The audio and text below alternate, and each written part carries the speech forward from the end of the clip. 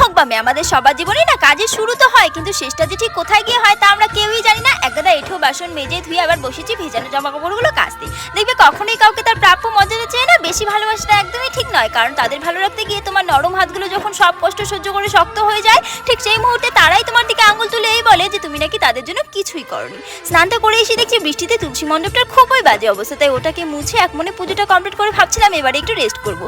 তাই মাত্র একটু বসেছি, ও মা এরই মাঝে এমন আঝড়ে বৃষ্টি শুরু হলো, সে কি আর বলবো। তাই তাড়াহুড়ো করে দৌড়ে দৌড়ে সব জামা কাপড়গুলো তুলে এনে সারা ঘরে ছড়িয়ে ছিটিয়ে নেড়ে দিয়েছি। এই সারাটা দিনের খাটুনির পর ইচ্ছে তো করে একটু শুয়ে থাকতে, কিন্তু যে মানুষটা আমার কথা ভাবে তাকে যত্ন করতে পারলে সব ক্লান্তি যেন এক নিমেষে উধাও হয়ে যায়। ও যেহেতু বৃষ্টির মাঝেই বাড়িতে এসেছে, তাই ওকে একটু মুচমুচি করে আলু ভেজে মুড়ি খেতে দিলাম। আর এদিকে আমি আবার রাতের রান্নাটাও চাপিয়ে দিলাম। আসলে দিনের শেষে একটা হতাশা নিয়ে যখন ওর মুখের দিকে তাকাই না, তখন কি মনে হয় জানো, আর একটু ধৈর্য ধরলেই হয়তো একদিন আমাদের জীবনে সব ঠিক হয়ে যাবে। জবা, সুরজ, পারমিতা, পিউ, রুকসানা, আফুজা, আফিয়া, তোমাদের নামগুলোও নিলাম।